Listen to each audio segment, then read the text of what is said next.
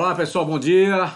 Vamos então dar início ao nosso mais um webinar, falando hoje sobre plano de resposta de emergência e crise, PRE, ok?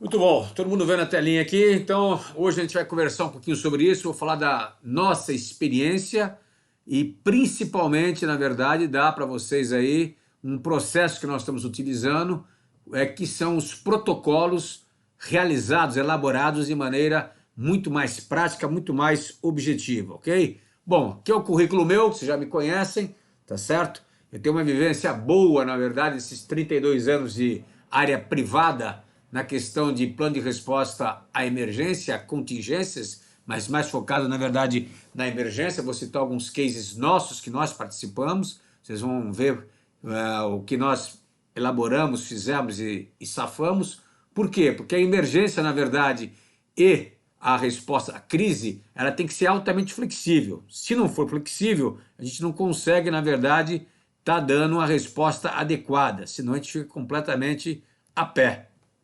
Ok? Isso é um ponto fundamental. Então aí está o currículo meu, tá certo? Eu vou pedir autorização para vocês, eu vou passar um videozinho nosso para vocês poderem saber agora da questão do nosso software Interrisk, que inclusive os protocolos se encontram neles. Então vamos só assistir aí, são 2 minutinhos de filmezinho.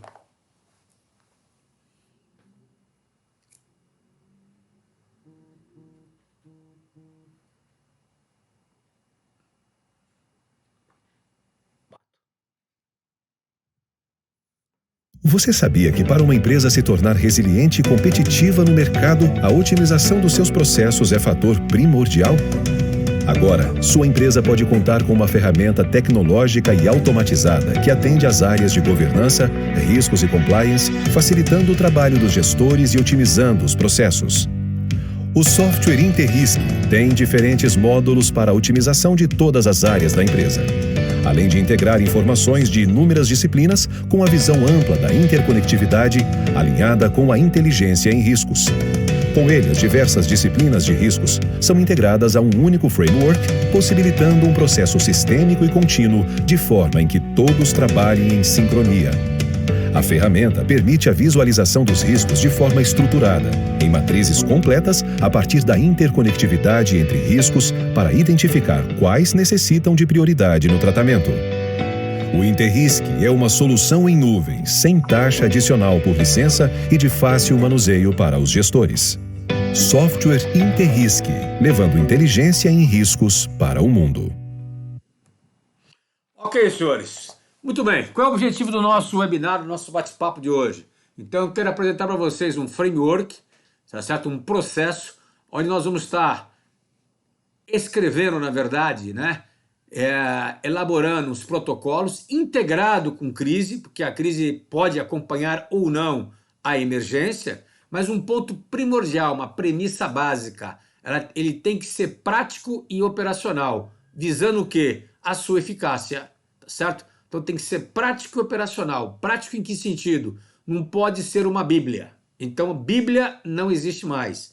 Aquele papo de escrever um livro todo para dizer que a emergência, o que se faz, como que se faz, aquilo ali não existe. Porque o operacional que vai estar na ponta, sentindo o nervo exposto, ele tem que saber o que fazer com bullets, com frases curtas, com diretrizes curtas. E é primordial e tem que dar flexibilidade e temos que dar réguas de decisão já para que ela seja automaticamente, de forma inconteste, operacionalizada. Senão, fica um processo extremamente burocrático e não operacional. Então é isso que a gente vai estar conversando com vocês hoje, ok? O ponto principal vai ser esse aqui. Bom, vamos começar falando sobre o Beck, né, o sociólogo alemão Beck, que fala que vivemos hoje num momento de ruptura. O mundo vive num momento de ruptura. Essa ruptura significa o quê? Uma reconfiguração desta nossa sociedade moderna. E que, na visão dele, já um pouco mais antiga, vocês vão ver, assume novos contornos e se transforma em uma sociedade de riscos. Então, hoje nós vivemos uma sociedade de riscos, com novas tecnologias, novos modos de vida. Esse livro ele escreveu em 1986, chamada Sociedade de Risco rumo a outra modernidade, tá certo? Onde ele fala que a nossa sociedade está sendo moldada, já desde aquela época, 86, século XX, portanto, né? Por novos riscos em função de quê? Da volatilidade desses contextos globais que na época a gente estava vivendo, e ele fez uma prospectiva do que poderia acontecer no futuro. Ele fala que os riscos globais possuem 3 características. Por que riscos globais? Que eles são interconectados. Primeiro, característica, ele não tem fronteira. Causa e consequências não são limitadas. Então, é uma posição de espaço geográfico. Elas são, em princípio, onipresentes. Por quê? Porque existe a interconectividade e a interdependência entre elas. Por isso que eles ocorrem em 3 níveis. O espacial, do espaço, o temporal, do tempo, e o social, que impacta como um todo. Estamos vendo agora aí a saída do americano do Afeganistão, o caos que foi, o problema que está trazendo para N países do mundo, tá certo? A questão das pessoas que estão pedindo, na verdade, abrigo, de uma maneira muito clara. Então, vejam vocês que o caos social, na verdade, né, é fruto dessa interconexão, dessa interconectividade. Então, primeira característica, não tem fronteira, tá certo? Causa e efeito. Segunda característica, os riscos são incalculáveis. As suas consequências são, em princípio, na verdade, incalculáveis, pois são de extrema massividade. Então, um risco global, ele impacta o mundo inteiro de forma massiva. Exemplo disso, a pandemia. A pandemia foi incalculável. No início, o pessoal achava que ia ficar presa apenas somente na Ásia, na China, e se espalhou pelo mundo rapidamente, onde todos os países foram pegos de calça na mão, tá certo? Então é uma questão de risco hipotético, cada vez menos baseados no conhecimento induzido pela ciência tradicional. Então tá aí essa imagem para vocês poderem ver que os carros trafegando e de repente, né, houve a enchente, o nível do mar subiu e a cidade ficou debaixo da água, uma parte dela, tá certo? Então são incalculáveis. Terceira característica, isso é importante, não comportam mais a compensação.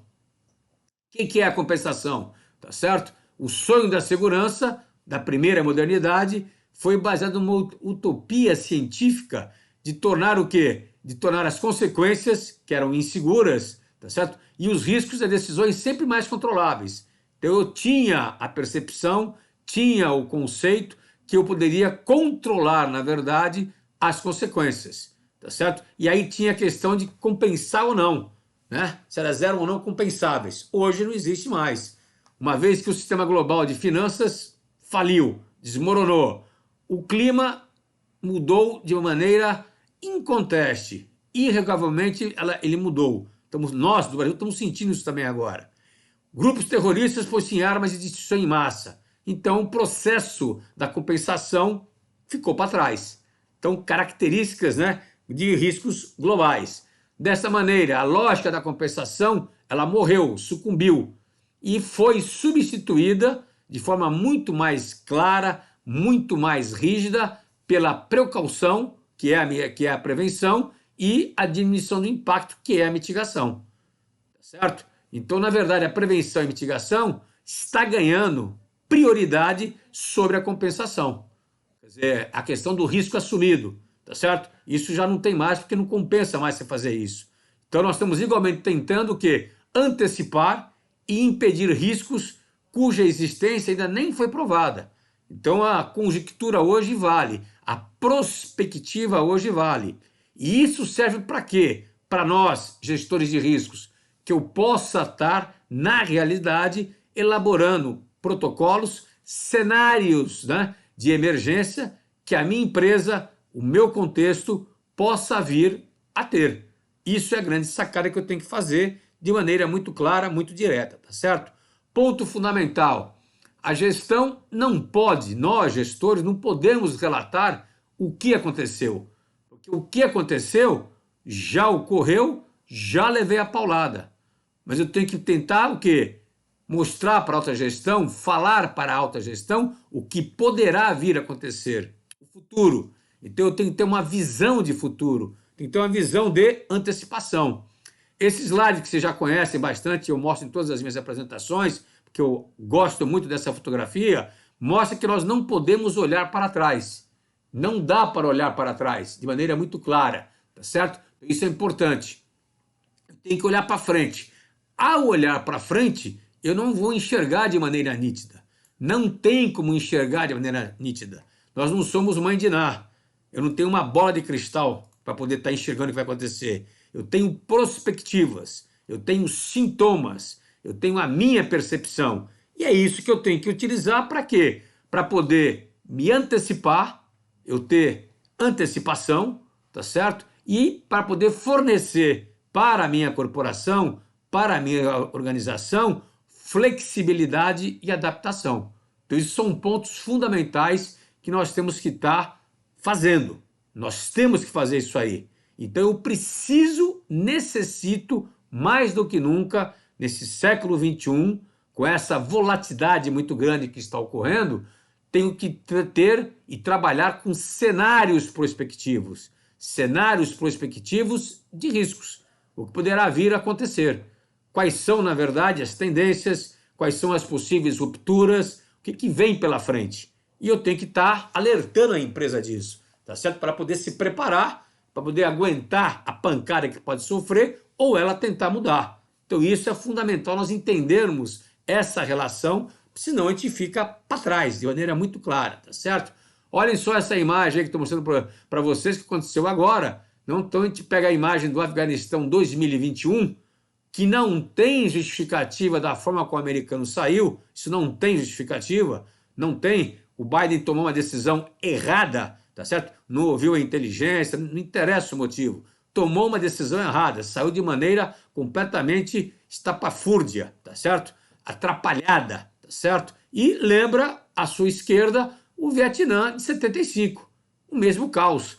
Gente se prendendo, né? O desespero é tão grande que o pessoal se prendendo, tá certo? Nos aviões, né? Na roda do avião, né? Para poder sair fora do país. Por quê? Porque sabe que o Talibã, bando de fanáticos, tá certo? Vão massacrar aqueles que ajudaram o governo anterior. Inclusive, né, o próprio ministro da Defesa da afegã, chefe das Forças Armadas, já foi morto e executado. Existe uma pequena resistência apenas num local lá do Afeganistão, onde tem tropas do comandos, e o filho dele é que está comandando isso daqui. Mas não tem jeito. Então houve um erro crasso aqui, houve um erro de visão, houve um erro de interpretação. E é isso que às vezes nós conduzimos. Nós não podemos ter e não podemos ficar com essa cara de paisagem que está o Biden aí, ó, tá certo? Pensando o seguinte, que porcaria que eu fiz, que tomada de decisão errada que eu fiz, tá certo? Como é que ele, ou o Trump do passado, foi fazer uma negociação com o Talibã, acreditando que o Talibã, tá certo? Iria ter, na verdade, iria fazer, né, cumprir as suas obrigações, as suas promessas que fizeram. Isso aí ia ser muito anjo, né? Angice. Então, cadê a perspectiva em cima disso? Então, isso, senhores, é que nós aqui do Brasil temos que estar raciocinando e pensando. Nós temos que pensar nisso, em termos de emergência, em termos de gestão de crise. No caso deles, por exemplo, falhou tremendamente, tá certo? A emergência foi tomada em cima da perna. Não houve um planejamento, uma forma de estar pensando. Se o Talibã ia tomar rapidamente aqui o Afeganistão como tomou, eles pensavam que ia demorar 3, 4 meses, eles tomaram em uma semana. Então, erro de avaliação de maneira contundente, não tem como você escapar disso. Temos que olhar na questão de gestão de riscos, que nós temos aí duas figuras claras hoje. Eu tenho chamado cisnes negros, que são os eventos imprevisíveis. Então, no Afeganistão, por exemplo, não foi cisne negro, que lá poderia estar sendo previsto, poderia ser previsto. No que aconteceu no Afeganistão foi o rinoceronte cinza, aquele bicho grande, monstruoso, que passa debaixo dos nossos olhos, do nosso nariz, só que eu nego a sua existência. Eu passo a acreditar que ele não vai acontecer comigo. Então eu tenho o negacionismo muito claro comigo, tá certo? Igual aconteceu com a pandemia no mundo inteiro, inclusive no Brasil, tá certo? Inclusive no Brasil, tá certo? Onde o governo nosso negou que ela fosse grande, fosse atrapalhar a gente, quer dizer, o mundo inteiro batendo cabeça e a gente achando que o mundo era cor-de-rosa. Viemos fechar o país após, né, algum tempo já, carnaval teve ano passado, quer dizer, então nós levamos a paulada porque nós não soubemos lidar e gerir de forma muito clara com isso, tá certo? Então isso é importante ter essa visão e essa noção clara, tá certo? As Torres Gêmeas ensinaram, mostraram para a gente que os eventos podem acontecer de maneira de ruptura. Então eles podem acontecer que vem a emergência, já vem a crise e automaticamente pode vir carregado com ela uma descontinuidade, tá certo? Então as Torres Gêmeas foi um evento, tecnicamente falando, que não era para ser totalmente imprevisível, porque já tinha ocorrido um atentado, né, nas Torres Gêmeas, só que o americano desconsiderou alguns fatores, alguns elementos, e acabou dando no que deu, mas ensinou muito para a gente, tá certo? Ensinou que nós temos que ter uma cabeça muito mais aberta, muito mais prospectiva para pensar no protocolo de resposta que eu tenho que ter. Isso é fundamental. Brumadinho, o rompimento da barragem, que foi 2 anos atrás, mesmíssima coisa. E já que isso também não foi um cisne negro. Não foi um cisne negro, foi um rinoceronte cinza. Porque tinha sintoma de que isso poderia vir a ocorrer, a gestão de risco não estava sendo realizada, e se estava, não estava feito de maneira correta, tanto é que aconteceu o problema.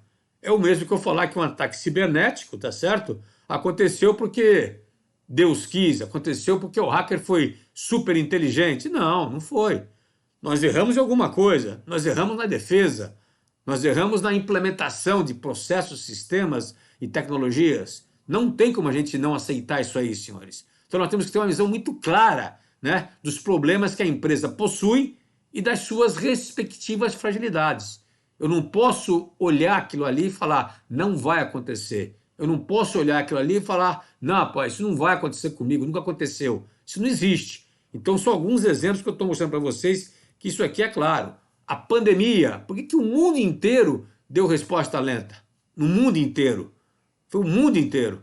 A gente viu países de primeiro mundo, né? Suíça e Suécia ficarem na segunda onda completamente a pé, não tendo leito de UTI. Se não fosse a França, se não fosse a Alemanha dar o suporte, ia morrer muito mais suíço e sueco em função disso. Eles não estavam preparados. Passaram a primeira onda numa tranquilidade, né, acima do normal, porque não foram contaminados, mas a segunda veio pesada e eles não imaginavam que teria uma segunda onda. Por quê? Brasil, mesmíssima coisa. Nós fomos pegos com a calça na mão. Tá certo? Mesma coisa. Né? O negacionismo aqui foi grande, de várias partes, parte do governo, parte dos empresários. Então, um ponto fundamental, a gente não ser, na verdade, ter na nossa ideia a questão de não acreditar que vai acontecer.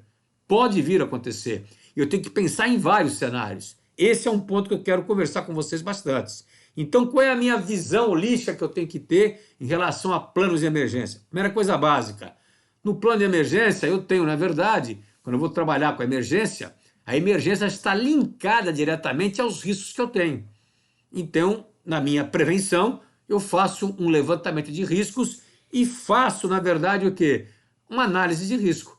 Eu tenho que fazer isso. Aí vem a questão da minha, o quê? Do meu pensamento fora da caixa. Eu tenho que pensar em todo e qualquer risco potencial que a minha operação, que a minha empresa está exposta. Riscos controláveis e riscos não controláveis, de natureza externa, 100% externa. Exemplo, pandemia. Pandemia, nenhuma empresa do mundo tem condições de controlar. Nenhuma empresa do mundo tem condições de controlar. Então não tem jeito. Eu tenho que pensar nisso.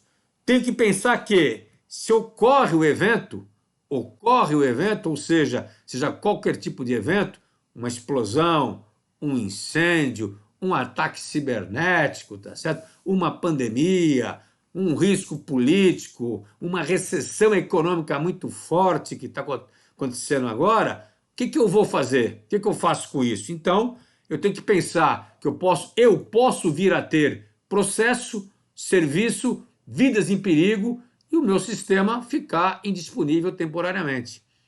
O meu serviço ficar indisponível temporariamente. Ao mesmo tempo que isso ocorre, eu preciso ter protocolos de resposta. Ou seja, Eu tenho que ter ação imediata. Eu não posso parar para pensar, senhores. Se eu parar para pensar, eu já perdi tempo. E o tempo nestas situações, ele é crucial. Ele é um fator crítico de sucesso. Então, aconteceu o evento, eu preciso disparar de cara a minha resposta. Não tem jeito. São os procedimentos imediatos. Eu tenho que estar avaliando e fazendo um diagnóstico do que está acontecendo e, ao mesmo tempo, já tomando as ações. Vejo que isso aí é muito, não é complexo, diria que é trabalhoso, mas nós temos que pensar nisso. Então não tem aquele papo de eu reagir de uma maneira tardia. Não tem como eu fazer isso, tá certo? Depois entra a continuidade, quer dizer, em função da emergência eu posso ter uma descontinuidade de negócio, então eu tenho que apertar o botão e lançar o plano de continuidade de negócio, obrigatoriamente, e depois a recuperação, tá certo? A gestão nossa, que é a gestão da emergência, da continuidade, ela entra com uma premissa básica. Eu tenho que trabalhar com cenários de riscos. Não é o risco por si só. Eu não posso colocar, como aconteceu aqui em Araçatuba, né, risco de assalto. Não. Eu tenho que saber como que ele vai ocorrer, de que forma ele vai ser materializado, qual é a massividade dele. Isso é importante eu ter na mão. Então eu preciso traçar cenários de riscos. Eu preciso traçar um cenário moderado, um cenário que seja severo, um cenário que seja massivo. Então eu tenho que pensar no mapa do inferno, tá certo? E tem que pensar que a gestão da emergência é o primeiro passo para segurar e para mitigar, na realidade, a continuidade do evento. Então, quando eu estou pensando nisso, eu não vou pensar mais o que está na minha esquerda aqui, que é a prevenção, já era. Eu não quero saber disso. Eu sei que o evento está acontecendo, que o evento aconteceu. O que eu faço agora? Emergência começa daí. O que eu faço agora? E isso é fundamental eu ter isso na minha cabeça. E se eu não tivesse hoje um protocolo escrito, um protocolo pensado antes, eu não tenho como, na verdade, ter uma resposta adequada. Pensem nisso. Pouquíssimas empresas, e eu conto na minha mão direita e tiro 4 dedos sobra um, empresas que têm protocolos operacionais. O que eu vejo são bíblias escritas, que não servem para nada, tá certo? De maneira muito clara. Então a Bíblia escrita não serve para nada porque o cara não vai pegar na página 45, a linha C, não vai pegar para ler. Ele tem que saber. Então o treinamento passa a ser uma ferramenta chave para isso. Eu tenho que enxergar que eu posso ter uma situação minha que é normal, que é o óbvio, posso ter pequenos problemas, onde esses pequenos problemas são resolvidos na hora, tenho situações de emergência e de incidentes, tá certo? Isso aí vai me gerar, na verdade, tem que gerar cenários, está escrito aí para mim, e o processo é gestão de continuidade, o macro processo. Mas a emergência está dentro do macro processo. E, em seguida, ou não, pode vir a crise. Então, na verdade, eu tenho que entender isso daqui. Então, a questão da emergência são fatos ou eventos que não fazem parte do meu dia a dia, são fora do meu dia a dia e que impactam a minha operação, impactam a minha qualidade de serviço, tá certo? Então, vai ter interrupção de algumas partes do meu serviço. Poderá vir a ter um pequeno incêndio, um mega incêndio, tá certo? Ou um grande incêndio. Esse grande incêndio pode gerar uma crise. O que é a crise? É que vai impactar, né, de forma negativa o quê? A minha imagem, né? Ou vai prejudicar o quê? O meu relacionamento com a sociedade. Clientes, acionistas, stakeholders, parceiros, os reguladores. Então, crise é isso.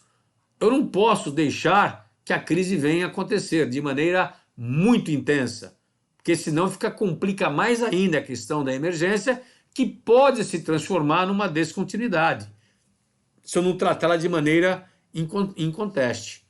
A emergência, senhores, para a gente poder conter, né, o evento em si, o incidente em si, ela exige dos gestores as seguintes atitudes.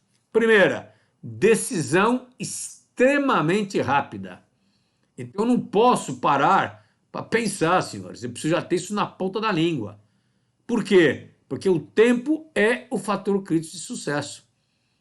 Aí eu tenho que ter 3 respostas na mão. Na mão. Eu não posso estar pensando. A primeira delas que eu tenho que ter é o que fazer. O que eu faço agora? Isso tem que ser automático. Eu tenho que estancar a sangria. Então eu tenho que saber o que fazer. O protocolo tem que dizer isso aqui. Segundo, quem é que vai fazer? Com que equipe eu vou fazer? Quem é a pessoa responsável para fazer isso aqui? E o terceiro ponto, com quais recursos? Então essa tríade tem que estar na ponta da língua. Se eu não tiver isso daqui de uma maneira prática, objetiva, isso vai se transformar em uma crise. E esta crise acaba, às vezes, saindo fora do controle da empresa, por questões de fatores exógenos, externos, que podem vir a serem materializados. Então a crise, senhores, é esse sino que está aí no meio, que é o estado de crise, só que eu não posso deixar aumentar o tamanho desse sino.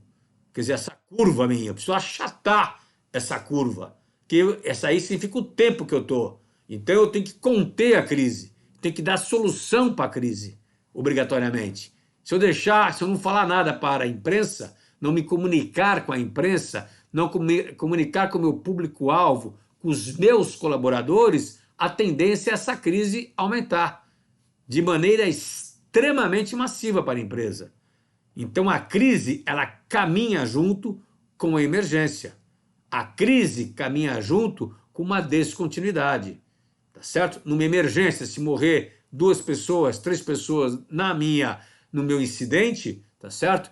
Pode gerar uma crise grande na realidade. Morre um trabalhador numa obra, posso ter minha obra embargada, sai na mídia, sai no jornal, tá certo? Eu tenho que dar explicações. Então, ponto que vira crise, não tem jeito. Vai me impactar em todos os sentidos. Tenho ações na Bolsa de Valores, né? CVM São Paulo, né? Houve uma questão de meu produto, por exemplo, saiu com contaminação, impacto na veia. Tenho que fazer um recall rápido. Então, a resposta tem que ser rápida, para eu conter esse sino, não deixar extrapolar. Isso tudo, senhores, tem que ser pensado antes. E aí a área de riscos, ela é fundamental. Por quê? Porque ela vai ajudar a pensar. Não existe você fazer uma gestão de emergência sem trabalhar com risco. Não existe isso. Porque na hora você vai tentar raciocinar, não vai raciocinar. Você está sob pressão, uma pressão violenta, você não foi treinado para aquilo, se você não sabe quais são as respectivas consequências, eu fico a pé, certo? Aqui tem um exemplo que nós vivemos lá atrás, tá certo? Em 2010, com um cliente nosso na época que era um prestador de serviço aí, um concessionário de energia, onde São Luís de Paraitinga e Cunha, o rio transbordou, tá certo? Vejam na fotografia da direita a situação que ficou, né? Os municípios, ficaram os municípios do Vale do Paraíba como um todo, tá certo? E vejam vocês que teve que dar a solução. Caiu energia de toda a região, de toda a área. Inclusive tinha hospital, tinha presídio, tinha o diabo 4. Se não tivesse protocolo escrito, protocolo formalizado, não teria feito a alocação de recursos, quer dizer, o recurso não criou do dia para a noite, recurso humano principalmente. Ele fez o quê? Nós fizemos o quê junto com eles? Foi feita uma realocação de locais, isso estava previsto. Foi feita realocação de equipamentos, certo? Equipamentos especiais, inclusive. E do lado direito, vocês estão vendo aqui o gráfico, ó, evolução da normalização, tá certo? 2 clientes afetados. Vejam vocês, quando ocorreu, na verdade, o acidente no dia 2 de janeiro, tá certo? 91% dos clientes, tá certo? Da cidade de São Luís de Paraitinga estavam sem energia. Isso foi retomado em 1, 2, 3, 4, 5. No 6º dia, tinha apenas 7%. Isso foi inédito. Inclusive, eles receberam uma carta da ANAEL, né, elogiando a postura e a retomada da operação, num tempo curto, num tempo rápido, recorde. Por que isso aconteceu? Uma questão básica. Eu tinha protocolo escrito. Eu tinha pensado em vários cenários. Eu que eu falo, a empresa tinha pensado, né? Nós tínhamos pensado em conjunto. E tinha que ter resposta. Eu não fiquei em volta da fogueira igual índio, dançando, né? E não tomando nenhuma decisão, que é o que acontece. Por isso que um teste de mesa ele é importante, uma simulação é primordial, tá certo?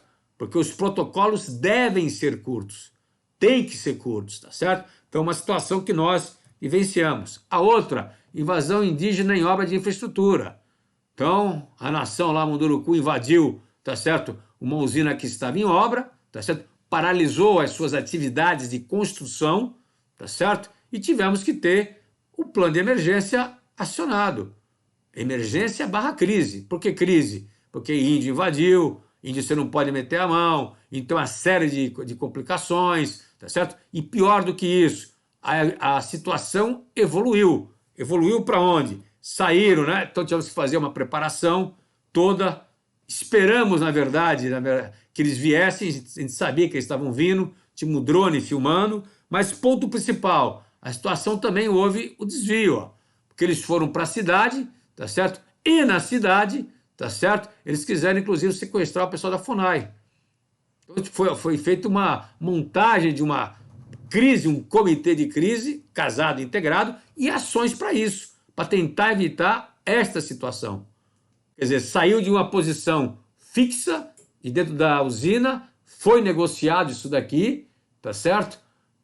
Ok? E, na realidade houve uma evolução. E esta evolução, o protocolo acompanha. Por que acompanha o protocolo? Porque estava previsto no cenário. Então, esse é um ponto fundamental de poder entender o processo. Entender, na verdade, como que a coisa tem que ser feita. Então, se eu não tivesse isso, na verdade, escrito, ou em bullets, pelo menos, a gente ia dar com os burros na água. Então, nós tínhamos que ter essa solução. Porque nada daquilo que a gente escreve acontece igual. Então, repetindo, nada daquilo que a gente escreve acontece igual. Mas se eu tenho algo parecido, eu vou me guiar em cima daquilo que é parecido. Então, na verdade, é uma trilha que eu tenho que ter. E eu posso tomar vários caminhos.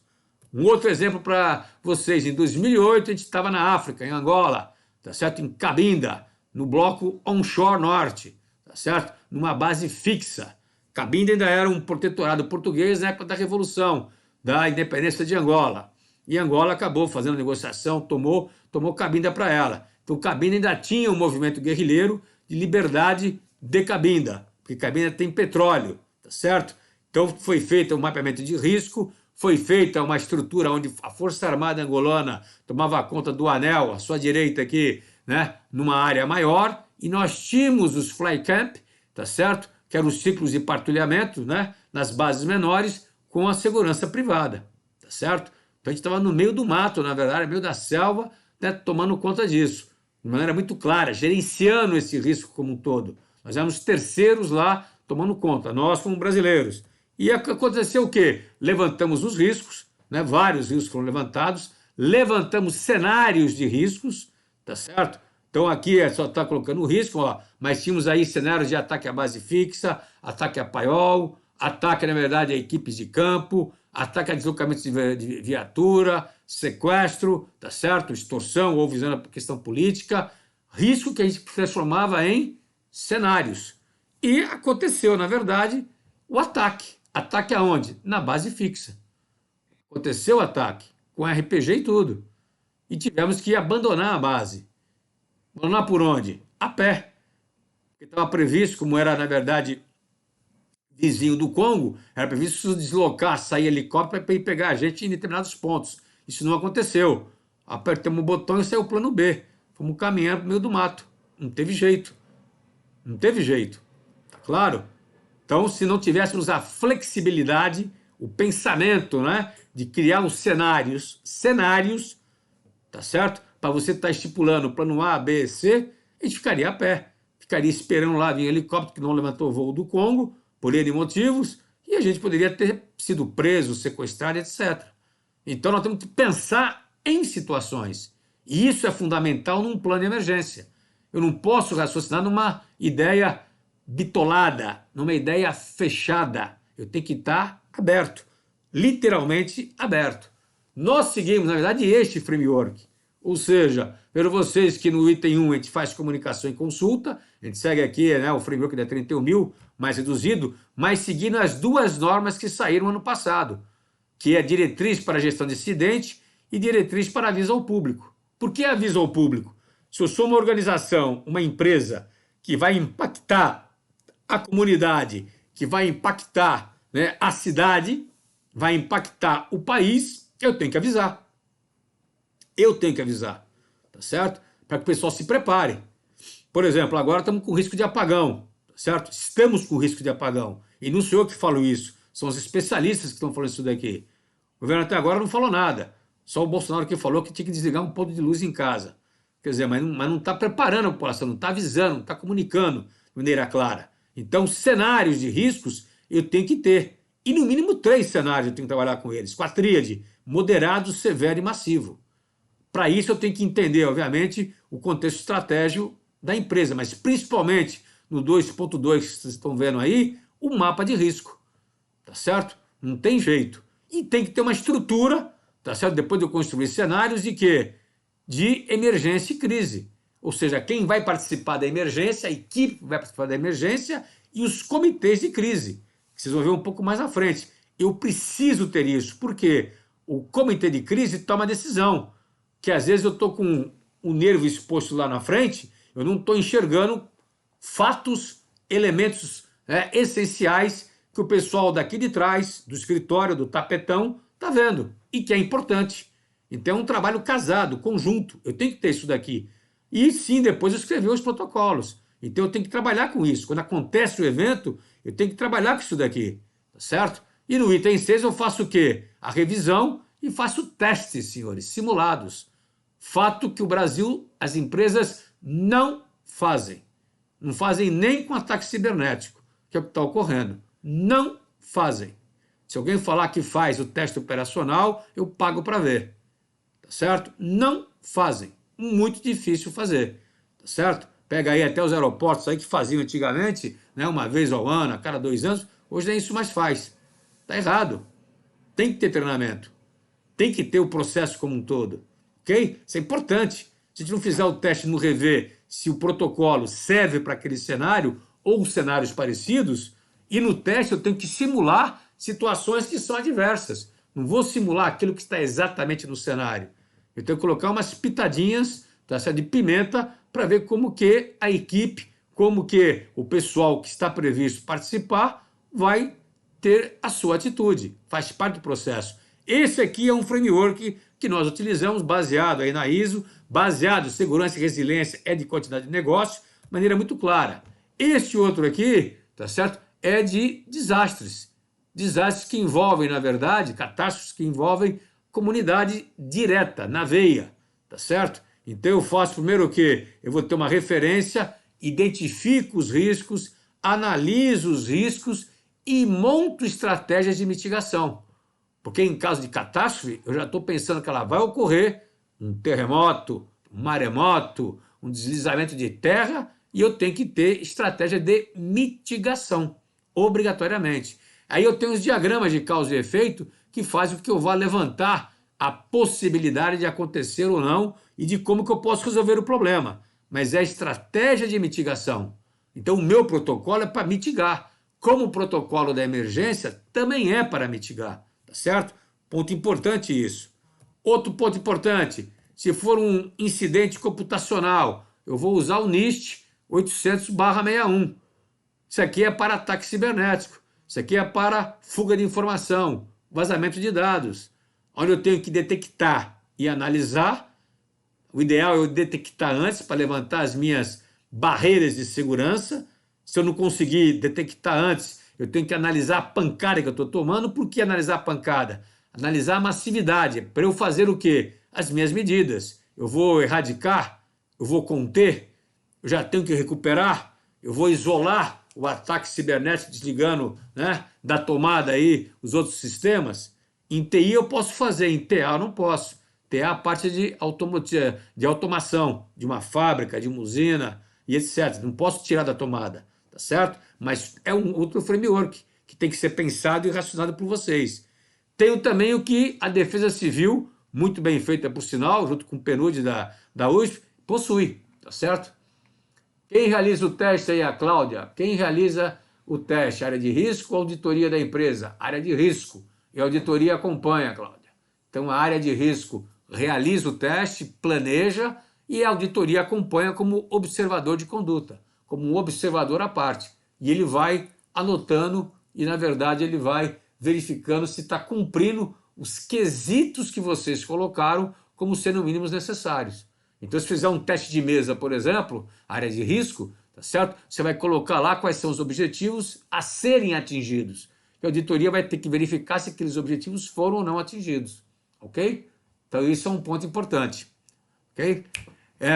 Então, o framework aqui da Defesa Civil do Brasil, ele dá como preparação, ele dá como prevenção, ele tem uma resposta, ele tem a mitigação e tem a recuperação. E um ponto fundamental que eu vejo nele, que eu peguei isso aqui do livro base de contingência dele, é essa tríade, ó. Qual a hipótese do desastre? O que é a hipótese? Como que ele vai ocorrer? Como que ele vai ocorrer? Tá certo? Ponto importante. Como será a preparação para o desastre? Refere-se àquilo que pode ser feito com antecedência, para que esteja preparado. Como será a resposta? Então, você cria a situação na sua cabeça, você vai ter que ter pensamento fora da caixa de maneira muito clara, muito direta, isso é importante, tá certo? Você vai ter, na verdade, que tipo de resposta você vai dar, com base em quê? Nos seus recursos, no seu preparo, na sua estrutura. Então, essa tem que funcionar, não tem jeito. Estou dando para vocês várias formas de a gente poder pensar e raciocinar, tá certo? Ponto fundamental. Isso é, na verdade, importantíssimo. E outro ponto importante que a norma, né, a 23.322 fala, que é comunicação com a comunidade, comunicação com a cidade, comunicação com o país. Tem uma ISO disso, gente. Então eu tenho que sinalizar, eu tenho que me comunicar, eu tenho que treinar, eu tenho que simular. Isso faz parte. Se eu sou uma empresa que vou infringir danos à minha comunidade estando do lado, uma empresa química, por exemplo, uma empresa de energia, uma usina hidrelétrica que pode inundar uma cidade, eu tenho que fazer esses levantamentos, eu tenho que fazer treinamento. A cidade tem que saber que ela pode sofrer isso daqui. E quais são os pontos de encontro, pontos de fuga, pontos que vão estar inundados, tenho que saber. Eu não posso pensar de uma maneira, né, errada, tá certo? Que isso não vai acontecer comigo, que isso não vai acontecer. Nunca aconteceu, claro. Tomara que nunca aconteça, mas se vier acontecer, eu tenho que estar preparado. Não tem jeito. Então, a comunicação com a circunvizinhança, com a comunidade, ela é importantíssima. Haja visto que nós já tivemos desastres grandes aqui no Brasil, catástrofes grandes, e a comunidade não foi avisada, a comunidade não foi treinada, não chegou recurso para isso. Quando eu falo recurso, não tinha recurso nenhum para poder apoiar as pessoas. Tá certo? Eu posso lembrar isso aqui de vocês algum tempo atrás, lá no Rio de Janeiro, na Serra, onde houve o desmoronamento e pessoas ficaram isoladas. E nós não tínhamos o quê? Nós não tínhamos helicóptero suficiente para poder chegar no local. Mentira! Taubaté tem uma base de helicóptero do Exército Brasileiro. Foi acionado? Foi solicitado? Na época a presidenta nossa acionou isso daí? Não. Então tenho lá X helicópteros parados e o Rio de Janeiro estava a pé. Pelo amor de Deus, gente. Pelo amor de Deus. Então faltou, né, a integração entre os respectivos órgãos. Tá certo? Isso é fundamental. Fundamental. E isso vale para a empresa privada. Se eu estou numa área extremamente perigosa, minha empresa é química, acabou juntando, na verdade, aglomerando ao meu redor comunidades. Se estourar alguma coisa lá dentro, impacta diretamente a comunidade. Eu não vou pedir socorro, não vou pedir apoio, eu não tenho um pai montado, ou o pai, para variar um pouco, é de papel. Nós vimos o que aconteceu lá no Porto de Santos, lá embaixo, quando explodiu o Grupo Ultra, tá certo? Quando paralisou aí vários terminais, prejuízos monstruosos, tá certo? Viu, Vitor Tubino, o que está pedindo ali? Como planejar e testar um plano de ação mútuo, um PAN. Então, exatamente isso, um PAN, ou um PAI, mas um PAN, onde se reúne várias empresas, tem que ter a união das várias empresas onde você vai estar unindo. Então tem que ter um líder, tá certo, dessas empresas, tem que ter um consenso, tem que ter um acordo formalizado, tá certo, entre os líderes dessas empresas e realmente treinar, Vitor, que não acontece no Brasil. Você vê isso aí, na verdade, o quê? muito de papel. Papel aceita tudo, mas na prática, velho, quero ver na realidade. O papel é uma maravilha, ele aceita o que você colocar, mas na prática não funciona. Então, se você pensar em PAN, na verdade, qual o PAN que você conhece que foi realmente executado como simulação? 0,0001 das empresas, tá certo? Pega o polo petroquímico aqui lá do ABC, estourar aquilo ali, se estourar uma indústria daquela ali, pode estourar várias em cadeia. É treinado isso? O pessoal simplesmente nega o fato. Negamos o fato. Negamos o fato. Não tem. Aí põe lá uma unidade de corpo de bombeiros e essa unidade, às vezes, ela não tem os recursos que deveria ter. Como aconteceu lá embaixo, lá na Baixada, com a explosão dos tanques lá do Grupo Ultra. Ficou 12 dias lá queimando aquilo ali. Que nenhuma empresa do Brasil e nem o Corpo de Bombeiros tinha o material necessário para poder sufocar o incêndio.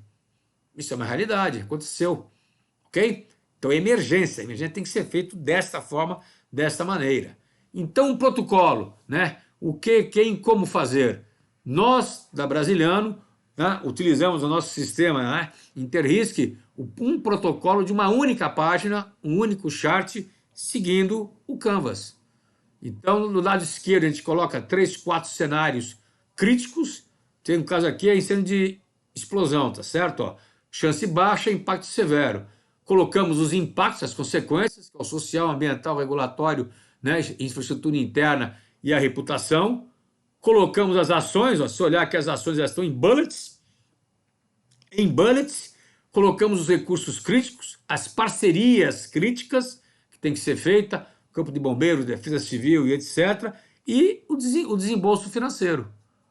Então, eu preciso fazer isso aqui. Agora, para isso aqui ser operacional, depende de quê, senhores? Treinamento. Você não quer que na hora H, o Zezinho que vai pegar lá, que vai paralisar a operação ou ligar uma chave, desligar uma válvula, ele sabe fazer isso se ele não foi treinado para isso. Não vai existir. E aí você vai ter um manual de como desliga e abre a chave? Pelo amor de Deus, né? Não tem como. Não vai acontecer. Não vai acontecer. Então, o ideal para um plano de emergência, para um protocolo de emergência, é uma única página. Você tem que tentar concentrar tudo. No nosso sistema, eu tenho o que no nosso sistema? Eu tenho isso daqui. Então, eu tenho um cenário prospectivo, que eu posso colocar aí, esse cenário aqui, ó, manifestação potencial de violência contra a propriedade de funcionários, é um tipo de problema que eu posso vir a ter. Coloco 3 cenários e coloco o conceito do cenário. Tá certo? O conceito do cenário tem que ter, para que as pessoas entendam isso. Isso fica no sistema para quê? Para a pessoa estar treinando isso daqui. Isso é um elemento vivo que tem que ser trocado. Então eu escrevo um moderado, escrevo um, na verdade, severo e um massivo. O massivo é, na verdade, o mapa do inferno. Tá certo? Esse é o modelinho Canvas que eu faço. Coloquei aqui maior para vocês poderem enxergar. Mas se você escreve no sistema, depois você pode tirar um book dele. Esse book tem que estar em vários locais. Não num único local. E não só no sistema, né, senhores? Por quê? Se o sistema sair fora do ar, eu fico a pé. Tá certo? Então não dá. Nesse Canvas nosso aqui, aparece uma política. O que é a política? A diretriz do que tem que fazer. Então, e tá claro, ó. Tá claro, eu vou monitorar. A empresa não reage durante as manifestações. Isso aqui é uma diretriz. Eu não vou bater nos caras. Vou tomar medidas de contenção, mas não vou agredir. Ponto. E não quero que a polícia agrida. Estou dando uma diretriz. Então acabou o papo, não tem conversa. A polícia vai seguir uma diretriz que é minha se eu entrar em consenso com a polícia, tá certo? Então isso é importante eu ter isso daqui. Eu vou permitir uma manifestação pacífica. Por quê? Essa diretriz já é uma medida de contenção, de mitigação. Você vai deixar os caras mais bravos. Uma comunidade, né, os próprios funcionários, sei lá, o que quer que seja. Então, isso é importante, você ter diretriz. Feita essa diretriz, eu entro com a resposta, por causa de resposta. Eu coloco as consequências, preciso saber as consequências. Por que eu tenho que saber as consequências? Porque diante das consequências é que eu monto a resposta. Diante das consequências que eu monto a resposta. Então, a emergência, ela diferencia de um plano de gestão de risco. Por quê? Porque o plano de gestão de riscos, ele não foca somente a consequência. Ele foca a prevenção. O que eu tenho que fazer para o risco não acontecer? E na emergência eu tenho que diminuir o impacto. Então eu vou diminuir o impacto meu de imagem, vou diminuir o impacto meu financeiro, o legal, o operacional, o social, se eu colocar aí também, que pode ser colocado. Então a consequência pode ser várias áreas, várias disciplinas. Eu tenho que saber isso aqui. Isso englobando os 4 cenários, tá certo? Vou pro pior cenário. E depois eu escrevo ação, esse aqui é só um exemplo, tá? Eu escrevo ação operacional, escrevo o recurso, as parcerias e os recursos financeiros. E eu sei que esse cenário aqui, por exemplo, é crítico para mim, porque ele tem alta possibilidade e ele é de impacto severo. Nesse caso específico meu aqui, a área de risco tem que tomar ação, por quê? Porque eu tenho que diminuir a probabilidade, obrigatoriamente. Se ele é alto, tem alta chance de vir a acontecer, é porque a minha prevenção está ruim. Então isso já é um alerta para mim. Ao contrário desse daqui, ó, que vocês viram, esse daqui. Essa chance é baixa. Então a minha prevenção está funcionando, mas caso falhe, o impacto vai ser severo. Então a emergência pode trabalhar com possibilidade baixa, média ou alta, e o impacto pode ser, né, severo, moderado, pode ser até baixo, uma emergência, que aí não é emergência, são pequenos problemas. Então isso é importante entender claramente, onde não tem que ter. Paralelo a esse protocolo, que é simples, senhores, é um canvas simples colocado, e eu tenho que trabalhar com o quê? Com a crise. E na crise nós trabalhamos com 3 níveis. Com a equipe de resposta à emergência, que é a base, com um comitê local e com um comitê corporativo. Por que esses 3 níveis aqui? Porque o comitê local ele pode resolver já muitos problemas. Ele vai ter uma régua, o comitê local, onde ele vai estar orientando a emergência e a continuidade no local, na fábrica minha. E eu posso ter um corporativo, que pode estar nos Estados Unidos, pode estar na Europa, na França, na Alemanha, como um todo, ou posso estar numa cidade do Brasil. Não interessa, ele é corporativo. Por que o corporativo? Que se ultrapassar o limite, atingir a imagem mundialmente, ou atingir a imagem nacionalmente, ele vai dar diretriz. Faz isso, não faz, faz aquilo. E aí eu tenho que ter o quê? Um organograma para isso. Uma estrutura organizacional, tá certo? Que vai dizer quem vai compor e quais são as funções das pessoas. Funções e responsabilidade. Então o corporativo lá em cima é quando a água subir na água, mas eu tenho que estar alertando, né?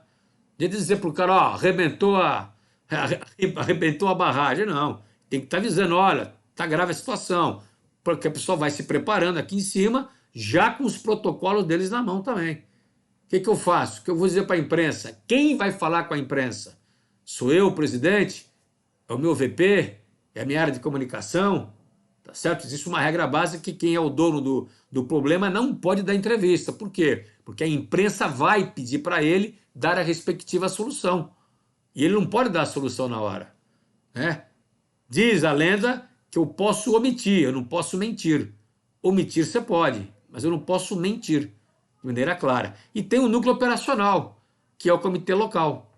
Então o comitê local, que eu chamo de núcleo operacional, ele comanda o quê? Ele comanda a área que foi sinistrada. Ele comanda o sinistro, a emergência, o incidente em si. E se aquilo ultrapassar uma régua X, que eu tenho que colocar uma régua financeira, uma régua de imagem para isso, claramente, né, identificável, né, uma régua até inclusive de impactos pessoais para as pessoas, tá certo? Se eu tiver uma morte, 2 mortes, se tiver uma morte já sobe direto para o comitê corporativo, ele toma decisão. Ele toma decisão. Eu não posso ficar esperando, senhores, uma burocracia do comitê local pedir permissão para o comitê corporativo. Isso não existe. Isso não existe. Por que não existe? Porque eu perco tempo. Eu perco aquilo que é fundamental para mim. Então eu fico a pé, né? Se eu cito o caso de um cliente nosso, por exemplo, que lá atrás, alguns tempos atrás, caiu uma árvore em cima de um ônibus, por exemplo, e matou 8 funcionários, tá certo?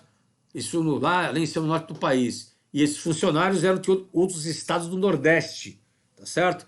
Aí o dilema qual era? Traz a família de avião, não traz, vem de ônibus, não vem. E ficou esse bate-boca entre o corporativo e lá o núcleo. Não tem. Isso é decisão que o local, né, o operacional toma a decisão. Não tem que pensar. Traz avião, filho. Tá pegando um morto ali dele, da família, vai querer trazer de ônibus, tá maluco?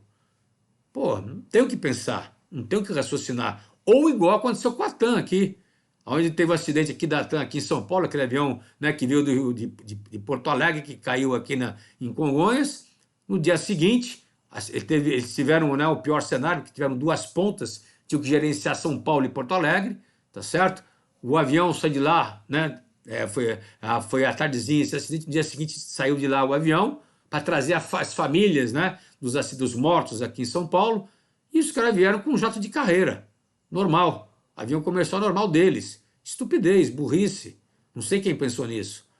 Tinha que estar fretado o avião. Como é que se coloca no mesmo voo que vou eu, vai você, fazendo já um voo já que, né, tá mais ou menos aí amaldiçoado, entre aspas, e metade do avião chorando. Porra, bicho, isso é uma estupidez, desculpe. Eu tenho que falar isso abertamente. Eu não consigo parar frente a isso. Qualquer um dia tá vendo, escuta, meu filho, pega do avião teu, que é seu, você tem, toca sozinho, põe o pessoal toca sozinho. Lá o cara pode gritar, chorar, espernear, berrar, mas não junto dos outros clientes, pô. Isso é o mínimo necessário, né, senhores? Isso é falta de ação na hora. Como também esse mesmo evento, e o que eu estou falando com vocês, isso saiu em matéria de jornal, tá? Nesse mesmo evento que aconteceu com a TAM, quando caiu o avião aqui, por isso que as ações dela caíram tremendamente na época, tá certo? Chamaram a tropa de choque da Brigada Militar para ir para o aeroporto Salgado Filho. Quer dizer, imagina você chegando para ter notícias do seu irmão, do seu pai, da sua mulher, do seu marido, você encontra a tropa de choque para te receber. Velho, que burrice, que estupidez, é uma estupidez humana fazer isso. Eu não entendo, sinceramente não entendo. O caso da Air France já foi totalmente diferente, né? Quando caiu o avião da Air France, tinha brasileiro lá morto. Foi totalmente diferente, foi light, nota 10, souberam gerir bem a crise. Então a emergência, a crise, e no caso da empresa aérea, quando cai o avião, não é uma descontinuidade, é uma emergência com crise, porque ela não vai parar de rodar por causa de um avião que caiu. É duro falar isso aí, mas é a realidade. Tem que continuar rodando do lado.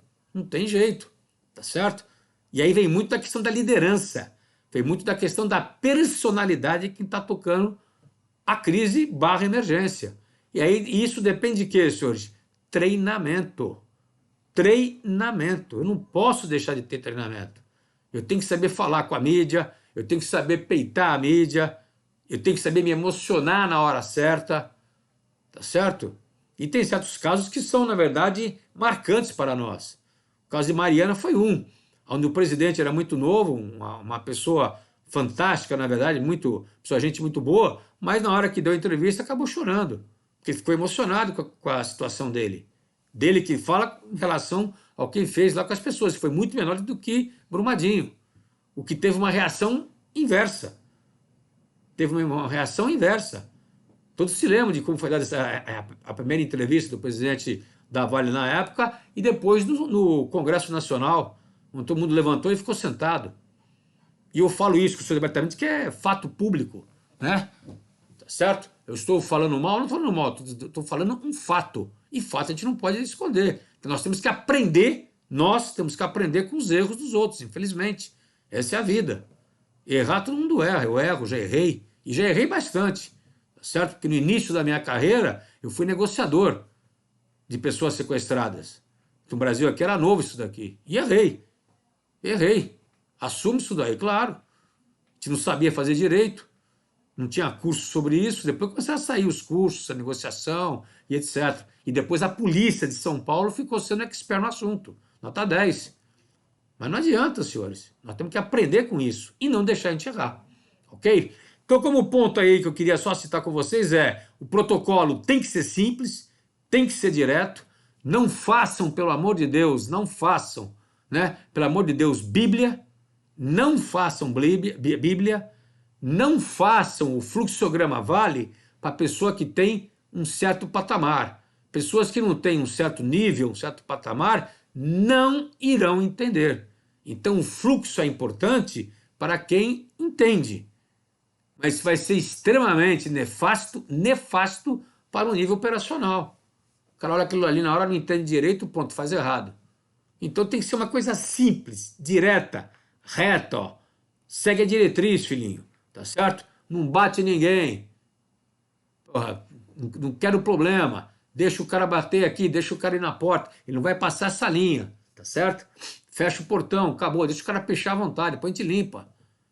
Eu não quero problema. Acabou, é uma diretriz. Não estou dizendo que está certo ou errado. Decisão empresarial. Pensou-se antes. Acabou.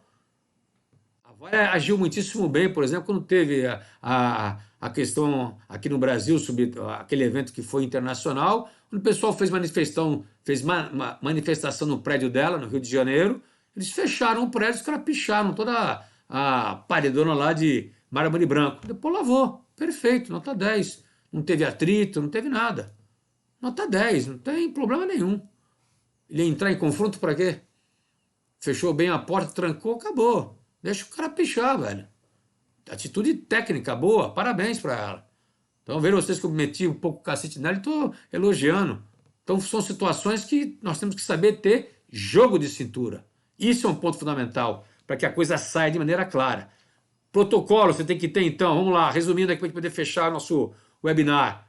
3 cenários, pelo menos, obrigatoriamente. Precisa ter uma diretriz e uma política muito clara, mas clara. Clara é o seguinte, é dar a base, dar o caminho que a pessoa que vai executar não pode ter dúvida. Não pode ficar bolacha em boca de velho, né?